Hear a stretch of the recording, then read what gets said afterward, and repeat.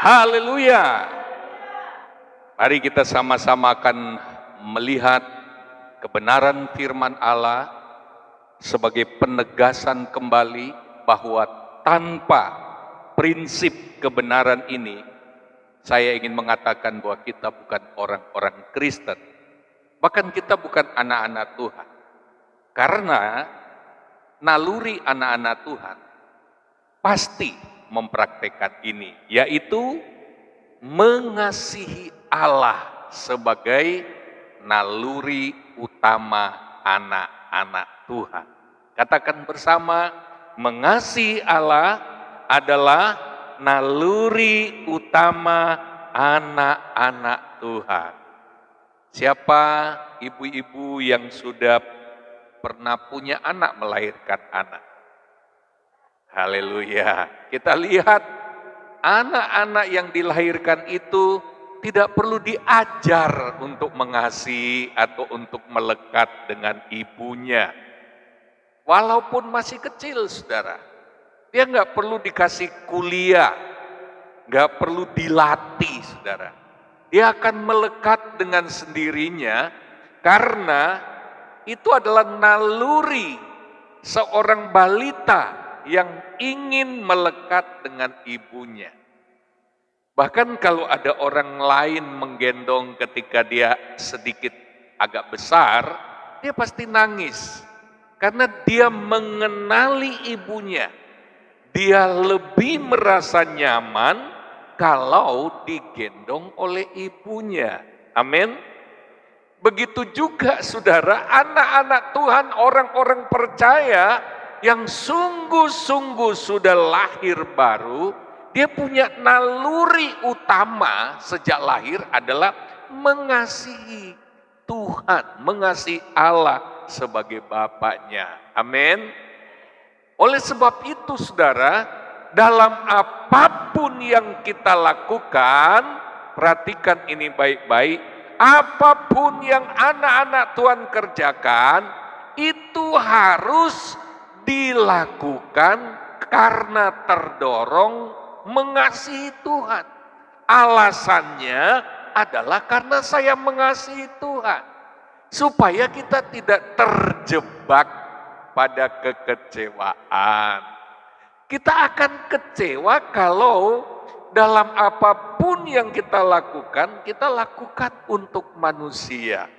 Kalau istri melakukan pekerjaan rumah tangga supaya suaminya senang dan bisa ngertilah ya, bisa membalas kebaikan istri. Nah, ada banyak istri menjadi kecewa karena suaminya tidak memberikan apa yang dia inginkan. Begitu juga sebaliknya, kalau suami bekerja keras supaya istrinya mengasihinya, itu berarti dia melakukan itu untuk istrinya, bukan karena mengasihi Tuhan. Dan akhirnya, kalau apa yang diharapkan dari istrinya tidak dia dapatkan, dia kecewa. Tapi kalau kita melakukan segala sesuatu untuk mengasihi Tuhan, kita tidak akan pernah dikecewakan oleh Tuhan. Kalau toh ada yang kecewa, itu pasti persepsi yang salah. Pasti dia berpikir keliru. Nah saudara, apalagi kita sudah belajar bahwa panduan utama anak-anak Tuhan, panduan utama orang-orang Kristen adalah kasih. Bagaimana kasih itu menggerakkan. Maka saya ingin mengatakan bahwa tanpa kasih kita tersesat di tengah-tengah dunia ini. Wow, mengerikan loh kalau kita tersesat. Tahu-tahu kita kehilangan jalan. Mau ke utara atau ke selatan, kita nggak tahu mau melakukan apa. Kita sudah di tengah-tengah keterhilangan. Kita sudah terjebak di tengah-tengah kesesatan. Aduh, itu begitu mengerikan. Apalagi kita tahu sebentar lagi Tuhan Yesus akan datang. Apalagi ketika sangkakala terakhir ditiup, kita tahu itu kedatangan Yesus, tapi kita masih dalam keadaan tersesat. Karena apa? Kita tidak memelihara diri dalam kasih. Aduh, itu celaka yang besar. Makanya kalau Kalau kita sampai salah jalan, jalan yang disangka lurus akhirnya menuju kehancuran, saya bisa pastikan kita tidak hidup dalam kasih ilahi. Karena kalau kita hidup dalam kasih ilahi itu akan mengarahkan kita. Amin. Nah, sebelum kasih ilahi itu mengarahkan kita ke banyak hal, yang pertama-tama kita kan sudah belajar bahwa sumber kasih ilahi itu adalah Allah. Amin. Sumber kasih ilahi itu adalah Tuhan. Kita nggak punya. Maka kalau kita tidak datang ke sumber itu, kita kering kasih. Maka kita harus pakai hati kita sendiri, pikiran kita sendiri. Nah, bagaimana caranya kita selalu melekat atau terhubung dengan sumber kasih ilahi, yaitu Tuhan. Caranya cuma satu. Kita harus mengasihi Tuhan sebagai naluri utama, sebagai hukum yang terutama. Haleluya. Haleluya. Ibadah yang lalu kita sudah belajar tentang bagaimana sih membuat kasih itu menjadi sempurna, yaitu melalui praktek. Amin. Kalau kita ingin tumbuh dalam kasih, kita tidak bisa menunggu kasihku nggak penuh-penuh. Kalau nggak dipraktekkan, hati kita tetap kering kasih. Nggak akan pernah penuh. Saya sudah mengalami itu. Termasuk mengasihi Tuhan. Kalau kita tidak melakukan sesuatu kayak tadi kita nyanyi tentang lagu-lagu yang bertemakan mengasihi. Itu kalau dinyanyikan secara pribadi, semua lagu-lagu tadi, itu nggak butuh waktu lama, air mata kita sudah mengalir. Karena itu berbicara tentang hubungan yang sangat indah antara kita dengan Tuhan. Haleluya. Nah, mari kita bicara tentang mengasihi Tuhan. Kita mau lihat, saudara, di dalam Markus 12 ayat 29 sampai ayat 30, dikatakan di sana, jawab Yesus, hukum yang terutama ialah, dengarlah hai orang Israel, Tuhan Allah kita, Tuhan itu Esa. Kasihilah Tuhan Allahmu dengan segenap hatimu, dan dengan segenap jiwamu, dan dengan segenap akal budimu, dan dengan segenap kekuatanmu. Lengkap, saudara. Ini mencakup keseluruhan hidup kita.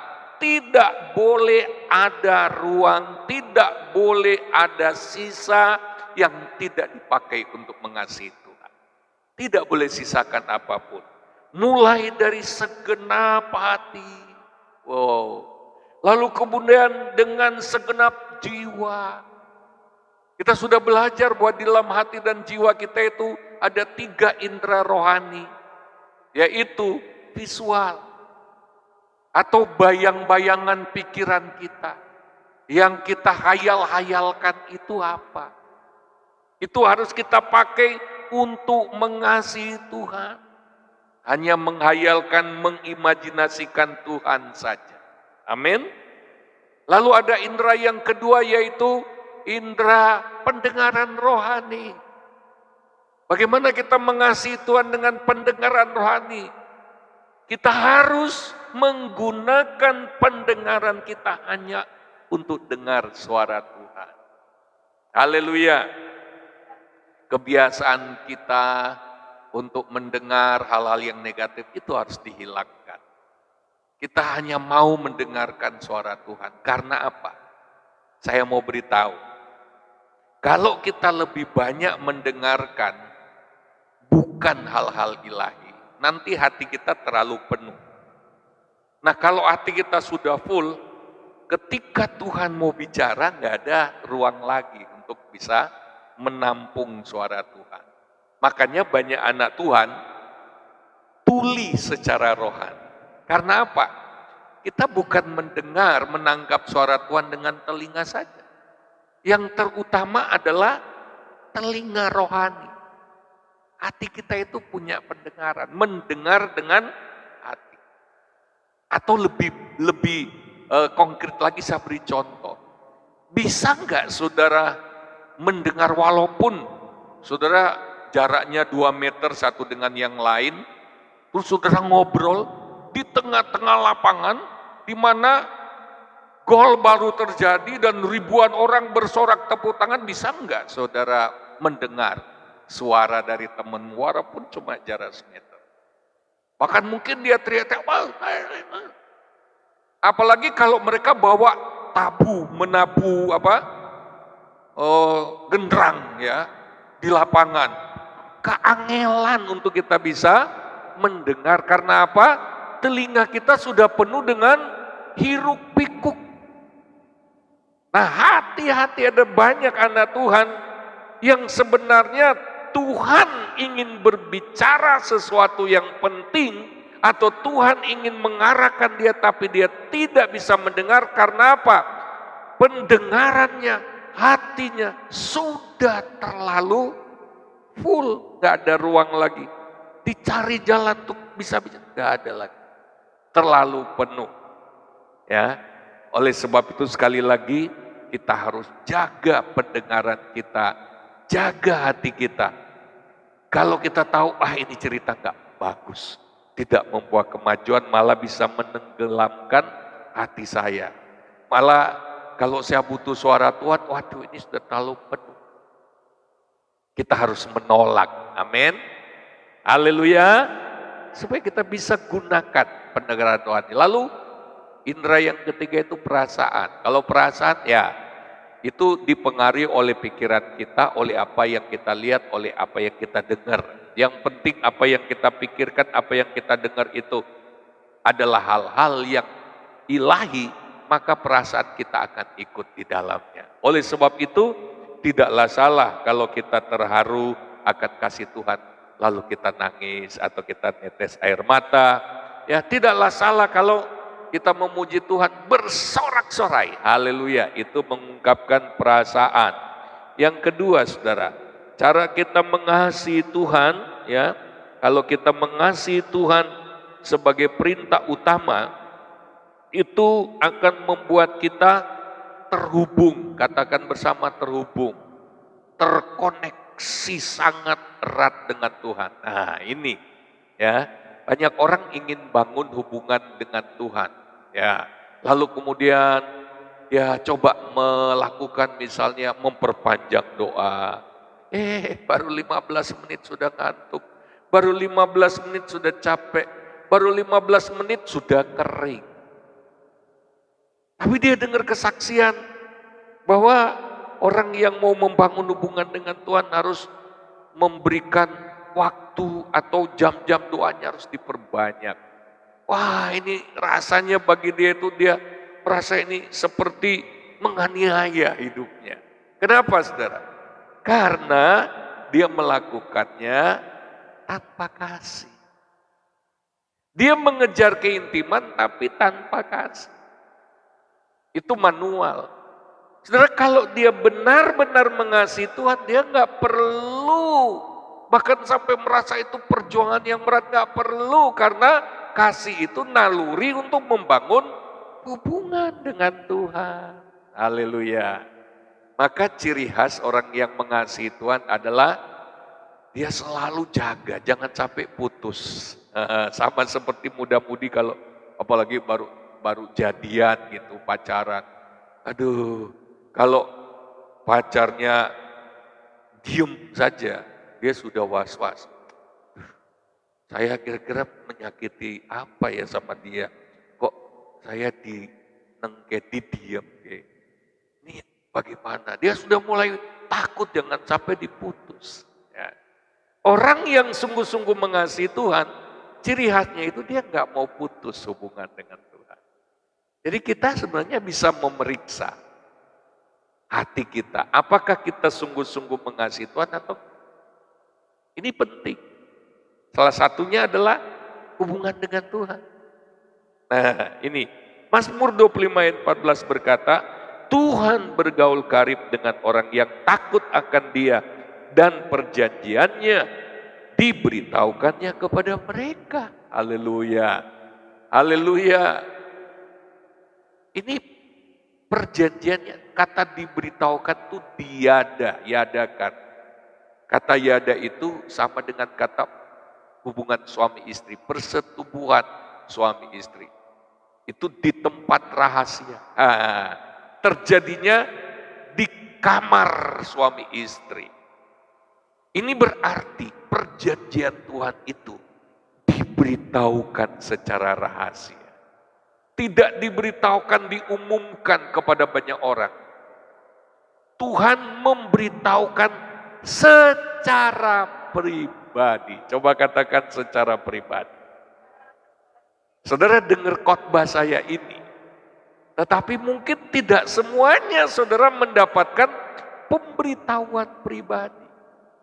Tapi kalau saudara adalah orang yang mengasihi Tuhan, di sementara saya khotbah, Tuhan bisa berbisik kepadamu secara pribadi. Ada bagian-bagian firman yang berisi perjanjian Tuhan yang akan Tuhan bisikkan ke dalam hatimu sehingga engkau menerima firman itu berbeda dengan semua orang yang lain menerima ketika mendengar khotbah yang sama ini. Halo, makanya saudara tidak heran di sebuah ibadah tiba-tiba ada teman kita yang, dia mulai ambil sapu tangan, dia mulai melap air mata, ingusnya. Orang lain biasa-biasa, kenapa dia nangis terus? Karena apa? Dia mendapatkan pemberitahuan secara pribadi sehingga dia berasa bahwa khotbah yang sedang dikhotbahkan itu hanya ditujukan pada dirinya walaupun si pendeta tidak tahu, tapi Tuhan tahu sehingga dia merasa khotbah itu khusus untukku. Haleluya. Saya pernah mengalami hal seperti itu. Dan saya juga pernah dan banyak kali melihat di acara-acara pemulihan di mana orang lain kering saja, tetapi ada 1-2 orang yang tertunduk terus. Karena apa? Dia menangis. Karena kebenaran firman Allah yang dia merasakan ini, kayaknya Tuhan tahu ini. Kok bisa tepat sekali. Dia merasakan bahwa hanya dia yang dikhotbahin oleh khotbah hari itu. Dia merasakan kayaknya semuanya untukku ini bicara tentang hidupku ini. Semua khotbah ini kok mengungkap akan hidupku. Betapa Tuhan begitu mengasihi. Haleluya. Haleluya. Ini yang namanya pemberitahuan pribadi. Berarti kita diistimewakan oleh Tuhan. Haleluya. Nah, yang ketiga saudara, dalam Roma 8 ayat 28, kita tahu sekarang bahwa Allah turut bekerja dalam segala sesuatu untuk mendatangkan kebaikan bagi mereka yang apa? Ayat ini dikatakan apa? Kita tahu sekarang bahwa Allah turut bekerja dalam segala sesuatu untuk mendatangkan kebaikan bagi semua orang. Oh, saya salah baca. Ya, di dalam ayat ini bahwa Allah turut bekerja dalam segala sesuatu untuk mendatangkan kebaikan hanya bagi mereka yang mengasihi Tuhan. Haleluya. Ini ayat ini sering sekali dikutip. Ya, ada kalanya cuma dikutip untuk jadi plester saja, hensoplas untuk menutup luka. Ya, ada kalanya cuma itu toh. Ya, seolah-olah semua orang boleh pakai itu. Enggak, sudah enggak. Ayat ini hanya boleh diaminkan oleh orang-orang yang mengasihi Tuhan. Janji firman Allah ini hanya berlaku kalau kita sungguh-sungguh mengasihi Tuhan. Haleluya. Dan orang yang mengasihi Tuhan juga terpanggil untuk melakukan rencana Tuhan. Amin. Kita nggak bisa melakukan rencana Tuhan kalau kita nggak mengasihi. Berat. Ya. Mari kita renungkan ayat ini. Jadi kita nggak boleh latah. Ya, segala sesuatu kita bilang, oh Allah turut bekerja. Periksa dulu hati kita. Kita ini mengasihi Tuhan atau enggak? Kalau kita mengasihi Tuhan, semua yang terjadi pada kita akan Tuhan ambil, Tuhan akan pakai untuk mendatangkan kebaikan dalam hidup kita. Pastikan bahwa kita adalah orang-orang yang mengasihi Tuhan. Makanya orang-orang yang mengasihi Tuhan, 1 Yohanes pasal 4 berkata, di dalam kasih tidak ada ketakutan. Haleluya. Jadi walaupun yang sedang terjadi padanya atau yang sudah terjadi padanya, sepertinya bagi orang-orang yang tidak percaya ini kiamat, ini kehancuran, dia enggak takut. Asal dia mengasihi Tuhan, dia percaya bahwa dari dalam debu pun Tuhan bisa membangkitkan seseorang. Haleluya. Oh, ini asal mengasihi Tuhan. Makanya penting sekali mengasihi Tuhan. Karena seluruh firman Allah, kita sudah baca dalam Roma 13, seluruh firman Tuhan itu tersimpul di dalam praktek kasih. Aduh, jangan sampai kita rugi. Kita sudah praktek begitu banyak firman. Bahkan kita seringkali korban perasaan. Aduh, korban waktu, korban segala-galanya. Tetapi firman Tuhan berkata, mengasihi itu lebih baik dari sekedar hanya korban tanpa kasih. Ya rugi kalau kita sudah melakukan semuanya, lalu kemudian kita tidak mengalami penggenapan firman Allah. Karena begitu Tuhan cicipi, gak ada kasih di dalam. Kalau kita mau praktek firman, kita kan tahu praktek firman itu bertentangan dengan daging kita. Melukai daging kita. Dan ada yang kita harus korban. Makanya jangan coba-coba praktek firman kalau kita belum periksa hati kita belum memenuhi hati kita dengan kasih ilahi. Sebaliknya firman Tuhan berkata dalam Yohanes pasal 14 ayat 15, bahwa kalau kita mengasihi Tuhan, kita pasti bisa melakukan firman Tuhan. Yang keempat, dalam 1 Korintus 2 ayat 9, ini lebih luar biasa. Ayat ini juga hanya berlaku bagi orang yang mengasihi Dia, yang mengasihi Tuhan. Jadi nggak bisa kita asal kutip. Tetapi seperti ada tertulis, apa yang tidak pernah dilihat oleh mata dan tidak pernah didengar oleh telinga dan yang tidak pernah timbul di dalam hati manusia, semua yang disediakan Allah untuk mereka yang mengasihi Dia. Haleluya. Oh, ini juga hanya bagi mereka yang mengasihi Dia. Jadi gini, kalau kita mau alami surprise, ini surprise yang tidak pernah dipikirkan, yang tidak pernah dilihat mata, yang tidak pernah didengar telinga, belum pernah timbul dalam hati, belum pernah sesuatu yang baru. Ini surprise namanya, kejutan. Itu disediakan oleh Allah dan akan diberikan oleh Allah kepada orang yang mengasihi Dia. Jadi jangan sembarang kutip. Ya. Kalau hal Tuhan mengasihi kita nggak perlu dipertanyakan lagi. Tuhan menyediakan semua kebutuhan kita, nggak perlu kita ragukan lagi. Tapi apakah semua yang disediakan itu akan mengalir kepada kita? Tergantung dari hubungan kita dengan Tuhan. Hubungan kita dengan Tuhan hanya akan baik kalau kita mengasihi Dia. Haleluya. Ini penting. Yang kelima, 1 Korintus 8 ayat 3.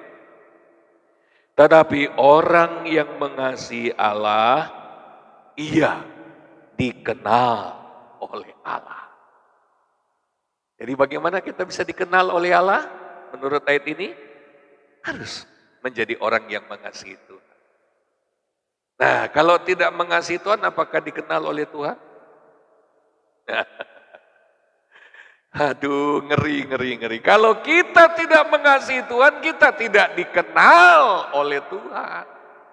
Kalau enggak dikenal oleh Tuhan, masuk ayat mana itu? Matius 7 ayat 21 sampai 23. Akibatnya itu, kalau enggak dikenal, ini akibatnya.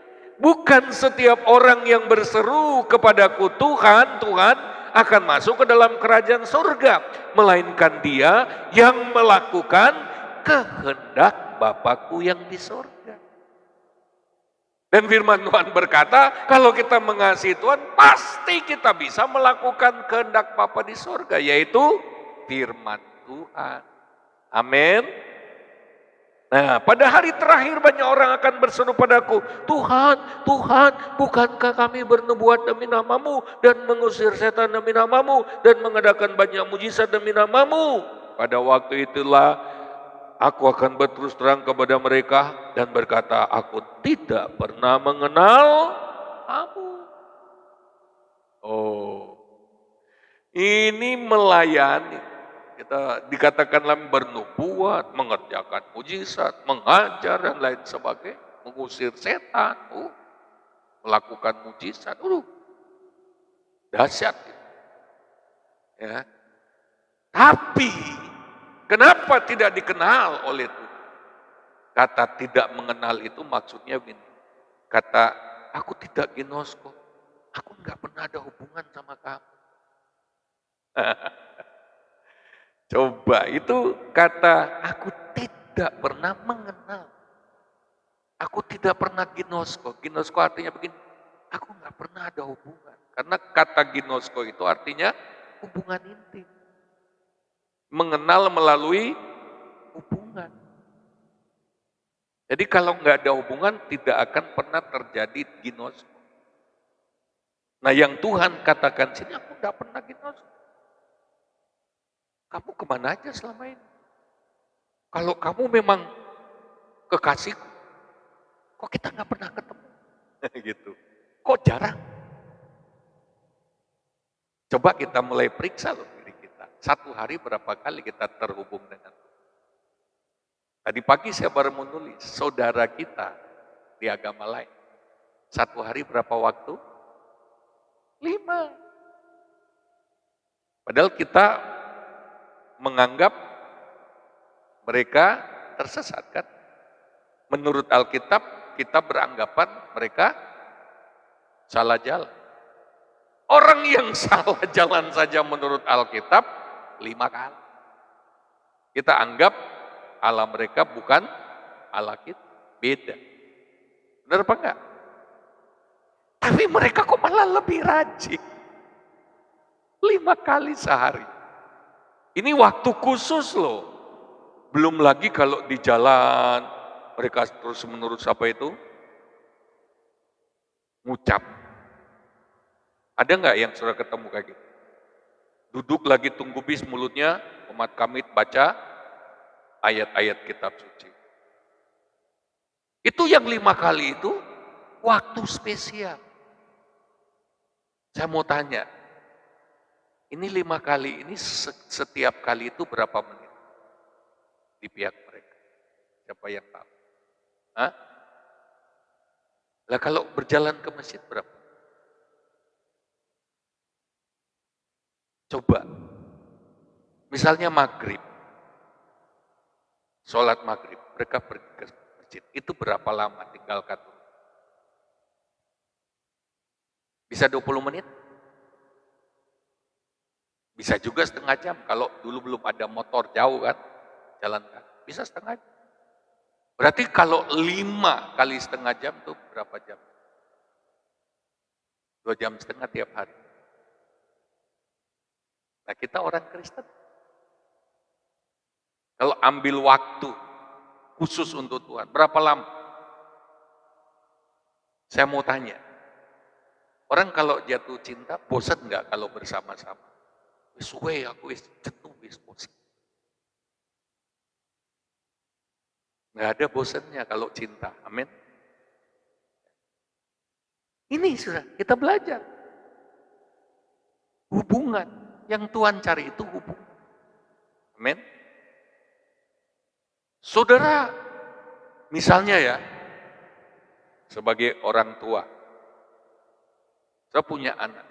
Saya sangat mengasihi dia, sangat merindukan dia. Tapi 1 tahun, 10 tahun nggak pernah pulang, yang penting kirim duit saja sampai 20 tahun saudara kangen. Mungkin malah uangnya disimpan begitu saja. Saudara ingin diri. Amin.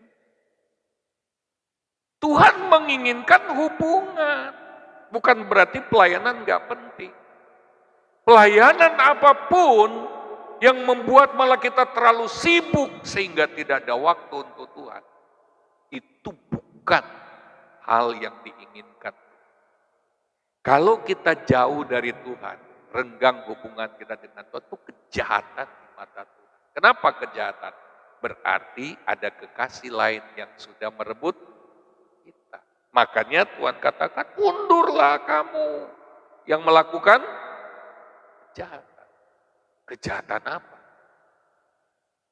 Coba kalau seorang istri nggak tahu kemana, ditunggu suaminya nggak pulang-pulang, lalu kemudian dia pulang, suaminya akan curiga, kamu ini selama ini kemana? Kenapa kamu pergi? Itu kejahatan. Kalau secara rohani jelas-jelas kejahatan. Seseorang tidak akan mungkin kehilangan hubungan dengan Tuhan kalau dia nggak punya sesuatu yang lain yang sudah mencuri hati. Haleluya. Makanya kalau hubungan kita dengan Tuhan mulai renggang, itu mulai jahat. Suami istri, ya, suami istri. Kalau tadinya suaminya nggak pernah pakai minyak wangi, beda kalau yang memang suami memang dari dulu sampai sekarang masih tetap pakai parfum. Tapi sebelumnya nggak pernah pakai parfum. Tiba-tiba mulai pakai parfum. Tiba-tiba biasanya mereka ngobrol di meja makan, sambil makan ngobrol. Sekarang duduk makan bersama saja sudah enggak, mulai renggang. Ya. Biasanya kalau pergi inginnya berdua, sekarang maunya sendiri. Itu istri pasti sudah mulai enggak benar. Betul apa enggak? Ini istri yang normal. Ini ada sesuatu yang tidak beres. Betul apa enggak? Apalagi kalau tadinya handphone digeletakkan saja enggak apa-apa. Tapi sekarang kalau handphone digeletaki, cepet-cepet diambil. Supaya enggak kebaca sama istrinya. Ini mesti ada sesuatu. Betul? Haleluya. Kalau jalan-jalan di mall, enggak mau bareng. Padahal tadinya gandeng-gandeng. Ini ada apa? Begitu juga anak Tuhan. Kalau hubungannya dengan Tuhan renggang, aduh sehari itu dipaksa-paksa. Kayak orang yang saling mencintai, kalau ditelepon malah cepet-cepet ngangkat, halo apa kabar? Kalau sekarang malah dimatikan. Maaf, masih sibuk. Makanya Yesus katakan, undurlah kamu pembuat kejahatan. Haleluya. Kita sedang belajar betapa pentingnya mengasihi Tuhan. Karena ini penting untuk menjaga hubungan kita dengan Tuhan. Lihat lagi Efesus 6 ayat 24. Kasih karunia menyertai semua orang yang mengasihi Tuhan kita Yesus Kristus dengan kasih yang tidak binasa, yaitu kasih agape. Kasih karunia itu adalah kemampuan untuk kita bisa melakukan hal-hal yang tidak bisa kita lakukan dengan kekuatan kita sendiri. Tetapi di dalam kasih karunia Allah ada kekuatan untuk melakukan. Ini penting. Tapi ternyata kita hanya bisa mengalami kasih karunia kalau kita mengasihi Yesus dengan sungguh-sungguh. Haleluya.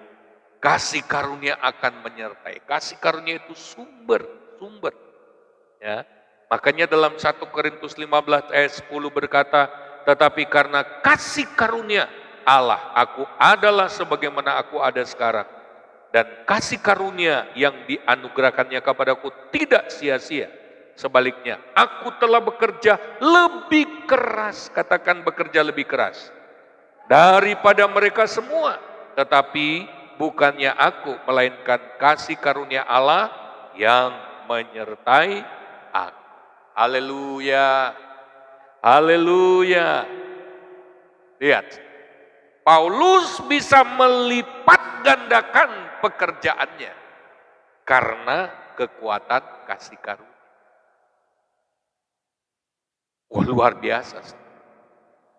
Jadi gini, hal-hal yang tadinya kita tidak mampu kerjakan, apapun itu, kalau Tuhan menghendaki kita kerjakan, Dia akan beri kita kasih karunia untuk memampukan kita sehingga kita bisa melipat gandakan aktivitas kita, pekerjaan kita. Ada semangat, ada kekuatan. Tapi kalau kita tidak mengasihi Tuhan, kita tidak mendapatkan kasih karunia yang lebih. Oleh sebab itu ada banyak orang Kristen yang merasa loyo, letih, lesu, capek. Jangankan melayani, ikut Tuhan saja capek. Sampai ada lagu, saya capek berjalan dalam dunia. Saya ingin ketemu dengan ojo sek ketemu Yesus. Maksudnya mati. Kalau belum selesai tugasmu, jangan dulu. Kok capek? Kalau orang disertai kasih karunia Allah, dia bukannya capek, dia melakukan pekerjaan lebih banyak dari orang lain. Malah dia nggak hitung-hitungan. Kok aku semua sih? Gitu. Haleluya. Dia nggak merasa capek. Dia haus. Malah dia haus mengerjakan sesuatu. Tapi ini bukan dengan kekuatan sendiri. Kalau dengan kekuatan sendiri kita akan capek. Capek hati, capek fisik. Kok aku semua? Di mana sih orang yang lain? Kalau orang lain tidak mau kerjakan, asalkan kasih karunia Allah menyertai kita, kerjakanlah itu lebih keras lagi. Sekali lagi, jangan dengan kekuatan kita sendiri. Nah, untuk bisa disertai oleh kasih karunia yang luar biasa ini, untuk bisa mengalami karya kasih karunia yang dahsyat ini seperti Paulus, kita harus mengasihi Tuhan. Kalau kita mulai merasa kok capek, doa kok mulai capek, baca Alkitab capek, pelayanan capek, cepet-cepet cari hadirat Tuhan, datang pada Tuhan, bangun hubungan dengan Tuhan, bangun hubungan kasih dengan Tuhan, supaya kasih karunia Allah itu turun lagi.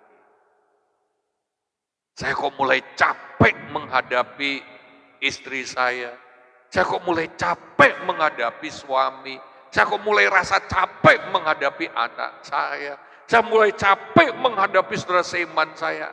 Carilah kasih karunia Tuhan. Haleluya, haleluya. Kuncinya di sana, ya, mengasihi Tuhan dengan sungguh-sungguh. 2 Korintus 12 ayat 7 sampai 10 itu tentang duri dalam daging. Amin. Ya. Kalau pakai kekuatan diri sendiri, aduh sakitnya bukan main. Duri dalam daging.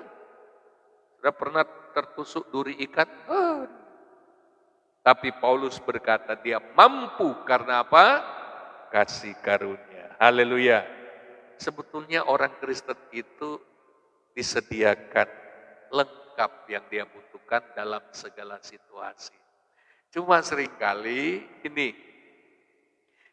yang lucu itu gini, ya. Kita ini punya kendaraan mau pergi Semarang boleh dipakai. Tapi kita kok malah milih jalan kaki, itu namanya apa? Konyol. Kalau tanya kenapa? Ngamu-ngamu lagi. Aku, maaf, saya nggak bisa bicara dengan. Kenapa? Tahu nggak saya ini capek. Saya sudah jalan kaki dari Beleri sampai Kendal ini. Masih setengah perjalanan. Ini saya mau pergi Semarang. Punya motor nggak? Punya. Nah kenapa jalan kaki? Aku maunya bagaimana? Ada banyak anak Tuhan dikasih fasilitas nggak mau pakai sehingga dia capek sendiri. Coba bilang kiri kanan, saya nggak mau capek lagi. Pakailah kasih karunia. Caranya gimana? Selalu mengasihi Tuhan, terhubung dengan Tuhan. Kuncinya di sana. Beban hidup persoalan kok mulai membuat hati kita capek. Pikiran capek, stres. Lalu mulai terasa di fisik lemes. Inginnya tidur aja. Ada yang malah kepingin bunuh diri. Berarti saudara kekurangan kasih karunia. Carilah Tuhan. Seberat-berat apapun masalahmu, carilah Tuhan, maka kasih karunia Allah akan turun atasmu, memampukan engkau. Haleluya. Jadi dapat jawabannya, kalau ada masalah sudah mulai merasa tidak mampu, pikirannya, apalagi kepala mulai pusing, mumet, segera cari kasih karunia. Berlama-lama di situ, wes dah. Nanti dia kasih kekuatan. Amin. Yakobus 1 ayat 12, berbahagialah orang yang bertahan dalam pencobaan. Sebab apabila ia sudah tahan uji, ia akan menerima mahkota kehidupan yang dijanjikan Allah kepada barang siapa yang mengasihi dia. Nah, bagaimana bisa bertahan dalam pencobaan, dalam ujian? Roma 8 ayat 35, 38, 39. Siapakah yang akan memisahkan kita dari kasih Kristus? Penindasan, kesesakan, penganiayaan, kelaparan, atau ketelanjangan, atau bahaya, atau pedang?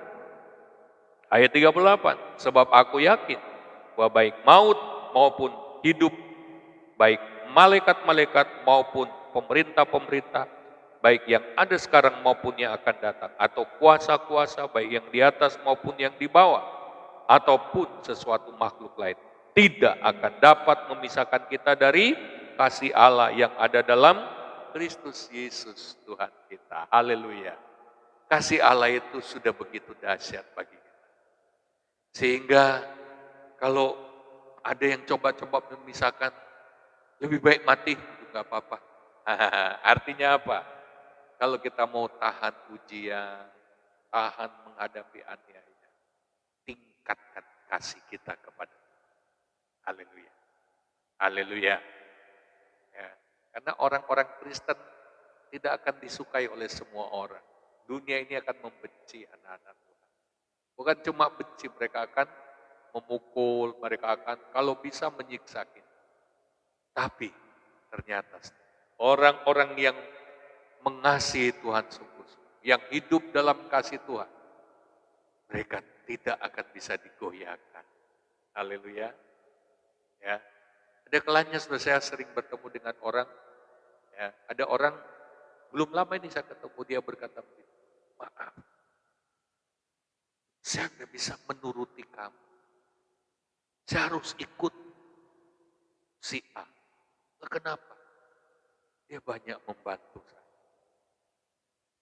Saya tanya, walaupun itu bertentangan dengan prinsip-prinsip I. Dia sudah terlalu banyak merasakan kasih orang. Bahkan ada orang, saudara, cuma satu kali dia mengalami pertolongan dari seseorang. Walaupun orang yang tolong dia itu dibenci oleh banyak orang, dan dia tinggal satu-satunya, dia tetap mengasihi orang.